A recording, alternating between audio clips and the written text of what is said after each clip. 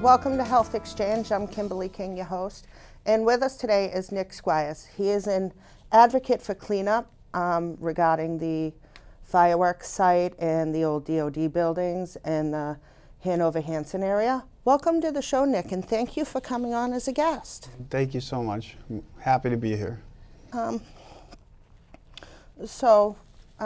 kind of going to start from the beginning, and I thank you for your willingness to share your personal story. I know that it's hard when the media or folks like I on cable TV want to invade your personal space. How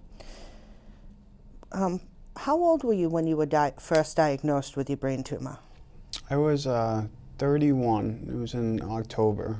It was actually Halloween night, Halloween day. Has Halloween been the same since? Yeah, honestly, it doesn't bother me that much. Yeah. That's good. So young. Yeah. When you were diagnosed with the brain tumor, can you explain how The process? The process and how it affected you personally? Sure. I work full-time as an IT director, and I also, on the side, I do an e-commerce business where I purchase laptops and resell them on eBay and Amazon. And it just so happened that I had a lot of extra inventory, so I bought a U-Haul. So in this U-Haul, I filled it with desktop computers, big desktop computers. So my friend and I, and my friend Pat, who's in the Marines, we both drove we would scrap them, and so we'd take them and throw them in, and you get money for scrapping them.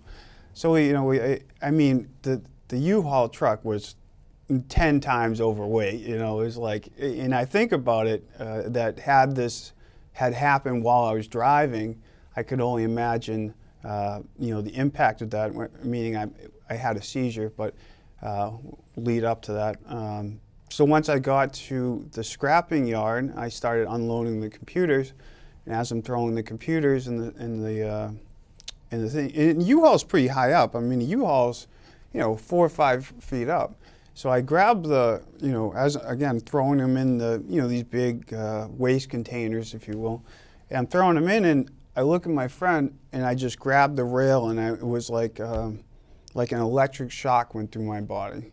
And I was just, and thank God my friend Pat, again, he's in the Marines, he came over and grabbed me before I fell off this truck. Now, I've never had a seizure in my life. My wife wasn't allowed to come in because they want to keep as many people out because it's like a dangerous place. So, he grabbed me, and the next thing I knew, I was in an ambulance. And I woke up in an ambulance. They said you had a 15-minute grand mal seizure.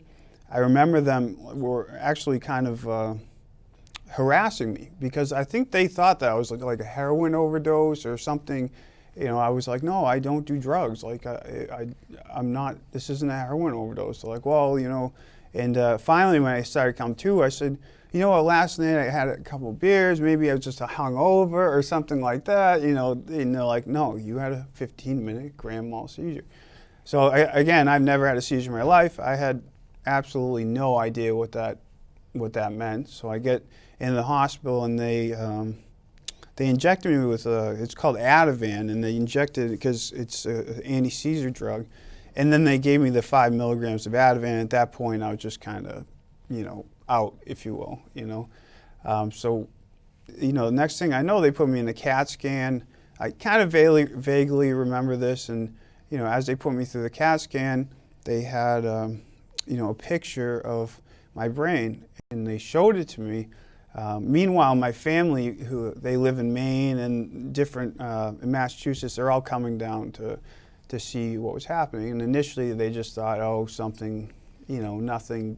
But I was fine. I was coherent, So then they showed me a picture of my brain. And when I initially saw the picture, the woman said, oh, you have a lesion on your brain. And I'm like, a lesion? What's a lesion? I'm like, yeah, just cut it out and I can go home, Because that's how they kind of start you out with brain cancer. They start you out slow. They won't go and say, hey, you have a huge tumor on your head, So my family got there, and I remember I was actually on Halloween night. I was going to my pastor's because he was having a party.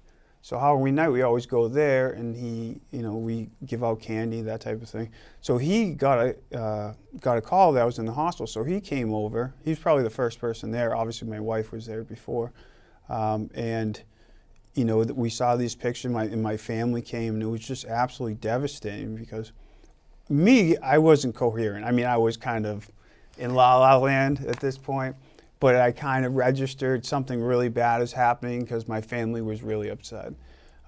So that kind of that started the process, and the process is very slow. They're very good at moving it along slowly. So the next day I became more coherent, and they would say, okay, well, here are your options. You have a brain tumor, and it's like, to me, it was like living in the Twilight Zone.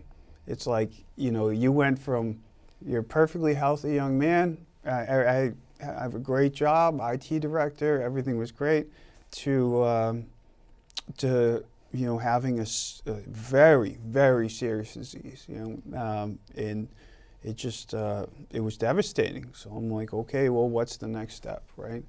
So I was sitting in the hospital, and I remember it was South Shore Hospital, the neurosurgeon came in, and the neurosurgeon, pulled my parents aside, and my parents said, hey, what's the prognosis for this? And she goes, well, 3 to 5 years if he's lucky. Well, at the same time, she had no, she should not have said that, because she didn't have a biopsy. She didn't have, all these different things. So my parents obviously were really upset about this whole process. And, so from there, my mother actually she's the chief HR officer at Brigham Women. So she, works with Brigham Women. So I was very lucky to have her to help me. And she talked around and said, who's the best neurosurgeon to take this out? So it was about 3 days at the hospital. I went home, and it was just such a shock, where you go through all those emotions, what do they call it, like the 5 stages of grief, acceptance, or denial, and you go through these things where you just deny it, or depression, or and my wife, and thank God, she was kind of numb to the situation. She tells you that she feels bad that she was numb to it, but in retrospect, to me, that helped me through the process, because she was just kind of like the crutch that I leaned on. So after 3 days in the hospital, my mother called around, and Dr. Golby, she was referred by several different neurosurgeons. So initially in South Shore, they said we'll be lucky if you get you in a month. So next week I'm in Dr. Golby's office. Thank God for my mom, love her. I'm in her office, and she goes, "We're going to do your surgery this week." So it's just like, okay, And I remember driving into Boston, and it's awake surgery. So you have to be awake during 7 to 8 hours during the surgery. So, that, and she was like, "You really want to do this?" And I said, "Well, why?" I said, "Yeah, I want to do it." And she goes, "Nick, do you really want to do this?" I said, "Yeah, I want to do this." And she said again, "Nick, do you really want to do this?" I said, "I don't understand." She's like, I just want to make sure, because this is a difficult thing to go through. And so I said, "Okay, well, I'm going to do this." And I went in the morning. They, prep you, and then you sit. It's like your head is sewed to a carpet, and they, and it's the worst feeling, like claustrophobia I've ever had in my life. So my head's sewed to a carpet, and I'm looking through like a tunnel, and the person at the end, I have to talk to him, talk to him consistently. And as I'm talking, he knew my whole life story by the end of it, because he asked you all these questions. And so as I'm sitting there, it was called an interopic MRI. MRI, I think I'm saying that right, where while they're doing surgery, they're bringing you and putting you into an MRI and then taking you out. So they are cutting the tumor as they continue to do the MRI, and then they take it out. And it's actually it was built in 2011, 2012, and it's like the one of the, I don't know the word, like best in class, if you will. So I'm sitting. Oh, sorry. Do you have a question? No, keep going. Oh, no problem. So I'm sitting there, and my head's kind of sewed to a carpet, and I'm talking to the person, and your head is just. I mean, I was split open from here all the way down to here, and she would be. I equate it to someone behind your head with a paper cutter, just. And just the agony of having this thing wide open was horrendous. And I kept saying, like, can you give me something? Can you give me something? And towards the beginning, you're pretty well sedated. But when you get to like the 6th hour, they don't want to sedate you so much that you're not cognizant of what is going on. And I was, I remember sitting there just crying.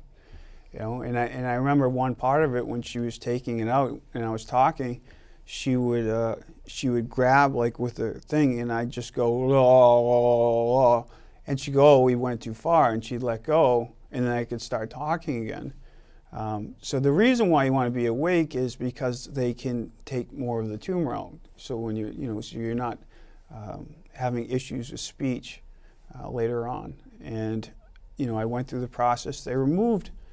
I want to say they removed roughly 90 to 93% of the tumor, and then once that happened, my family was all waiting, and they told them that they removed 90% of the tumor, in which they thought they could only get say 70 or whatever, and because of the new technology, they were able to remove it. I mean, this was a big tumor. So the next step was to get the pathology, and the pathology takes some time, and it's very difficult because at the point you don't know. And in my mind, I go, well, I just had brain surgery. This is done. Like, this is over. I mean, you just think in your mind, I fixed it. When in reality, that's so far from the truth, So the next meeting we had with Dr. Golby, and she said, okay, we got the pathology. I have an oligodendroglioma, which is 1 out of 300,000 people in the United States. I know it sounds kind of weird, but if you want to get brain cancer, this is the best brain cancer you can get because it's very slow growing. It's a grade 2, and the average prognosis is 11 to 12 years since they find it. Well, that doesn't sound that great. Most brain tumors, like GBMs, glioblastomas, like McCain had, is less than a year. So, the next step when I sat in her office, she said, "Okay, we're going to do chemo and radiation." And at the point, I'm just like, oh, I already fixed it, And they're like, "No, you need to take, She said you could do nothing, you could, do this and that." So I had to go down that route of doing chemo and radiation. So during that process, I had 1 month before I had to do the chemo and the radiation. In that 1 month, my wife and I wanted to have a child. So we tried for that 1 month, and that's my son Gabriel. He's 3 years old. So I thought that was awesome. The first time, we tried to have a child, and then we have my son Gabriel, who we adore, beautiful, awesome. And from there, it was 30 days of radiation and a year of chemo. So it was 3 weeks off and then 1 week on. And I got to the end of the chemo and I said, I'm done. I can't do it anymore. Like, it was just and my doctor was like, well, you should do all these cycles. I said, no, I'm not doing this anymore. However, me being an IT director, I studied every article you could possibly find for things like supplements and things like that that aid with chemo radiation. So I did all those things. I showed my doctor. I had, a list of 30 things outside of what they were doing. Like they have, for example, have green tea extract enhances chemotherapy, or these different types, CBDs, or THC, things like that. And they actually just did they completed a study a phase 2 study that if you use THC and CBD with radiation chemo, doubles your prognosis. So my doctor at Dana-Farber actually told me that to do that, and that's kind of a weird thing because it's not. I don't like that type. I didn't like it when you're going in to get your head microwaved, and it just wasn't really the thing. But so I went through that whole process, and I did pretty well. I actually worked through radiation. I'd leave work and work till 5 o'clock. And this kind of where it started my research on the fireworks area, right? So I started just kind of looking at it and doing a little research on the Patriot Ledger and finding out that it was a Superfund site. Well, they didn't want it to be a Superfund site. So as I did more and more research, my wife is an immigration lawyer. She hasn't passed the bar yet, but she graduated law school, and I started talking to a lawyer about it. And he started looking at the different things, and he said, "Nick, you got a great case. It's because there's some chemicals in the soil that we know that cause brain cancer. However, the scope of the case is so astronomical that I don't think any lawyer is going to take that." He's like, "You got to drill these wells." He's like millions and millions of dollars to correlate, especially brain cancer, because there's very little knowledge about what causes brain cancer. So he put me in touch with a person that he won a case. It was like over $10 million.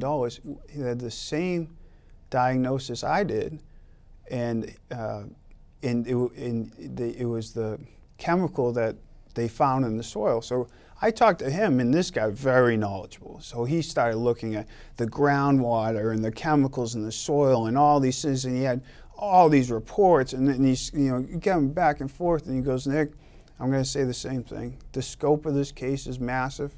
I don't want to take this on." He said, "Nick, you have a good case. I swear to you, you have a good case. But we're talking millions of dollars. I just came out of this lawsuit. We did well, but it was the guy that did the lawsuit.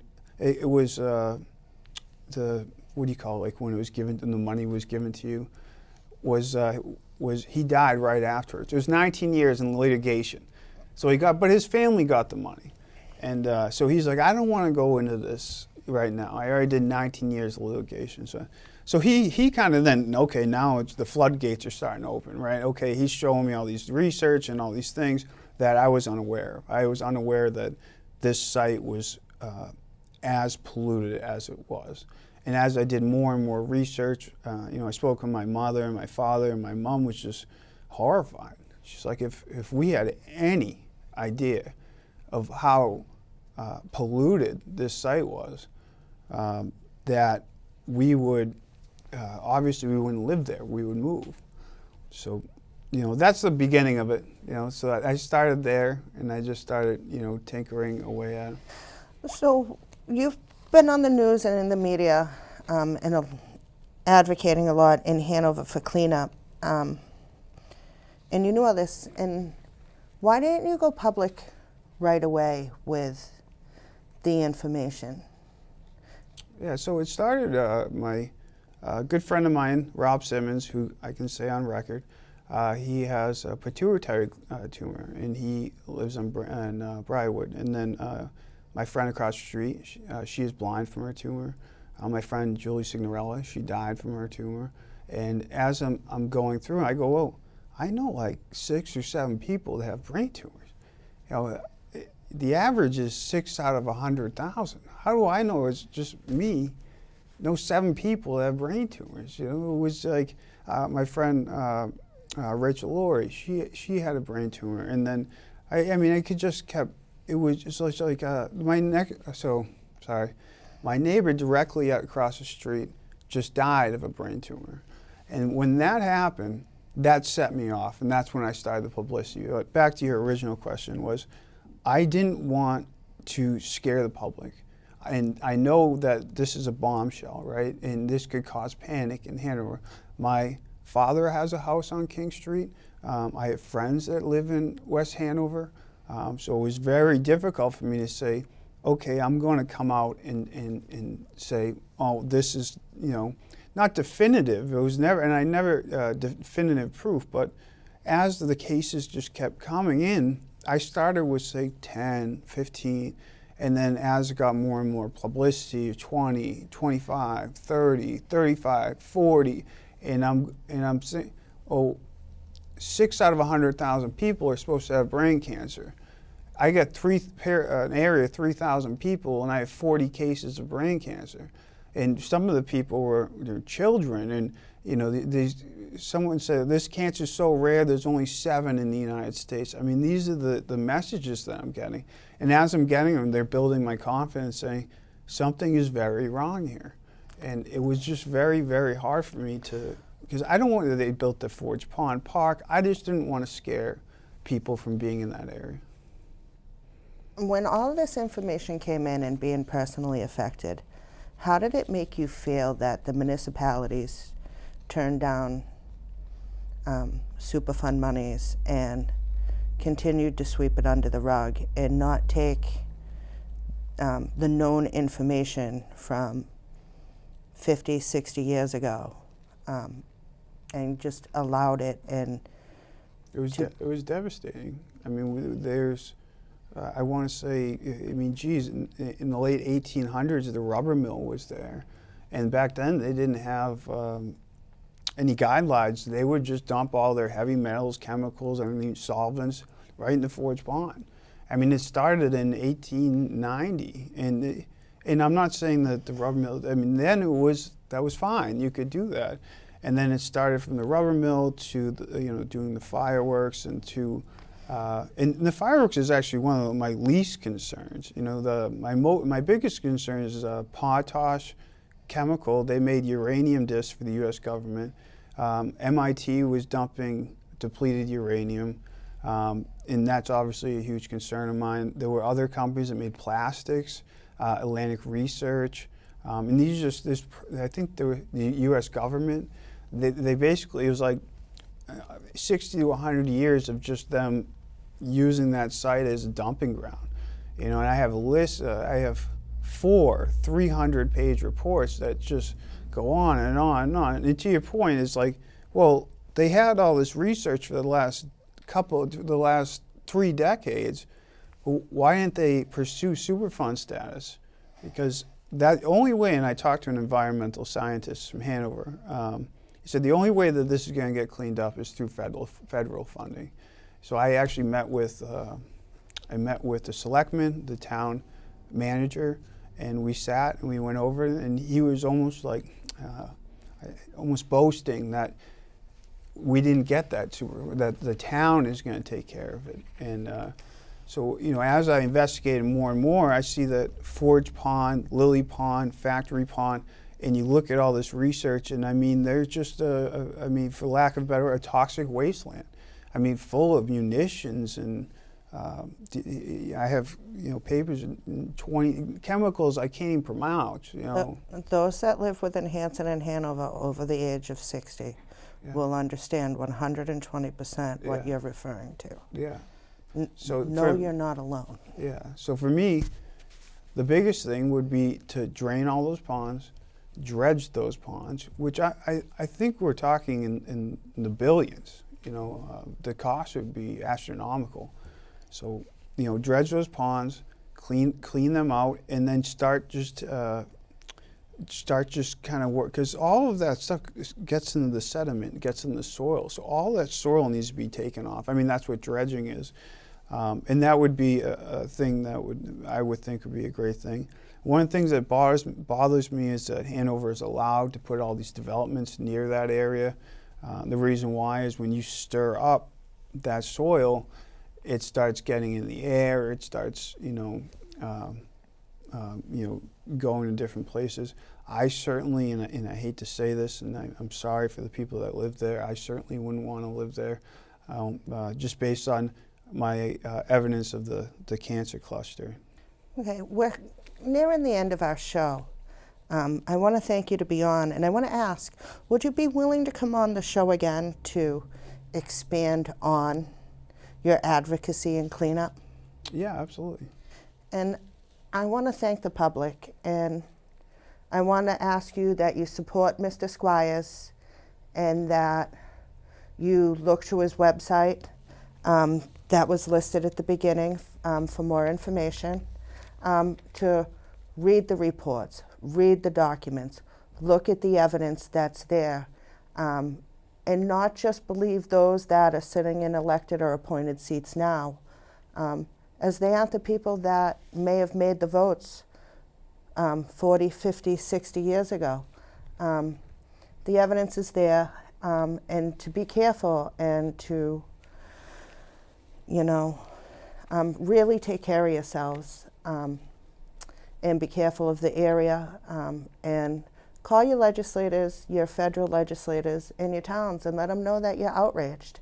Thank you for watching the show, and we'll see you soon again with Mr. Squires.